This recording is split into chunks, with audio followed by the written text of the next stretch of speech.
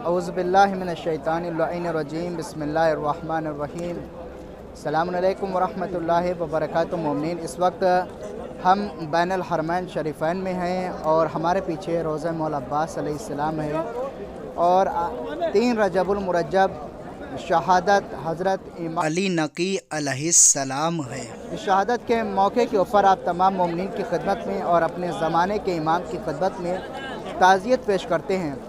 बस एक मुख्तसर सा वाक़या आप तमाम मोमिनीन की खिदमत में पेश करना है कि हज़रत इमाम अली नकी अलैहिस्सलाम के ज़माने में जो बादशाह था मुतवक्किल लानती, इसके ऊपर लानत हो, ये बादशाह था। इसके पास एक औरत आई, उसने ज़ैनब बिनते अली होने का दावा किया। जैसे ही जब उसने दावा किया तो मुतवक्किल ने कहा कोई दलील हो तो तुम्हारे पास पेश करो। वो कोई दलील ना पेश कर सकी, लेकिन वो अपने आप को ज़ैनब बिनते अली होने का दावा कर रही थी। तभी मुतवक्किल ने दूसरे उलमाओं को बुलाया, जो खिलाफत के उलमा थे। वो लोग भी कनम दलील लेने से आजिज़ रहे। फिर आखिर में याद रखिएगा वही चीज़ कि जब कभी भी मुश्किल पेश आती थी, चाहे उस वक्त का खलीफा हो चाहे उस वक्त का खलीफा हो, हर वक्त जब भी कभी भी अगर खलीफा के ऊपर मुश्किल पेश आई है तो मुश्किल कुशा की तरफ ही रुजू करना पड़ा है।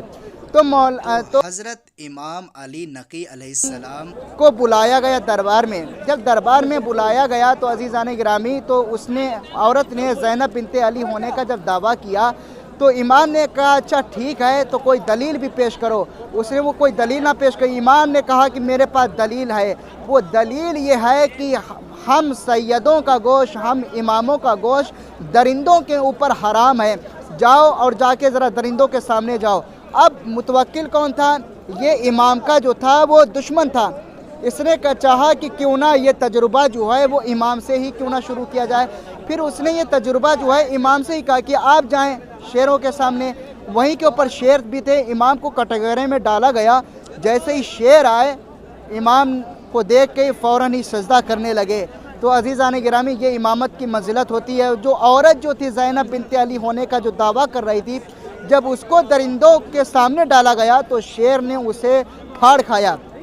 और अज़ीज़ान गिरामी, मुतवक्किल अब्बासी के ज़माने में इसी सरज़मीन करबला के ऊपर भी और शियों के ऊपर भी, सैयदों के ऊपर भी बहुत जुल्म सितम किया गया है। यहाँ तक कि क्या बगदाद की दीवारें खून से रंगी हुई थी, सैयदों के खून से।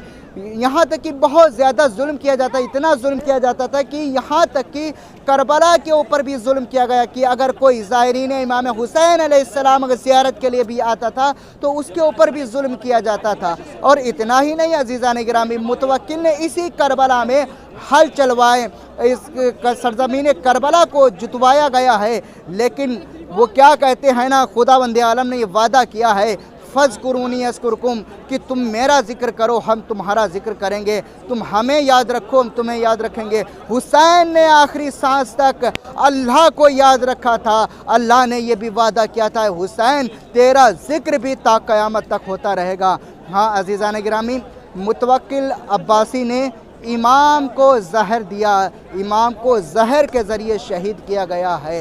इसी शहादत के मौके के ऊपर आप तमाम मोमिनीन की खिदमत में और अपने ज़माने के इमाम की खिदमत में ताज़ियत पेश करते हैं। फ़क़त वस्सलाम व रहमतुल्लाहि व बरकातुहू। मोमिनीन।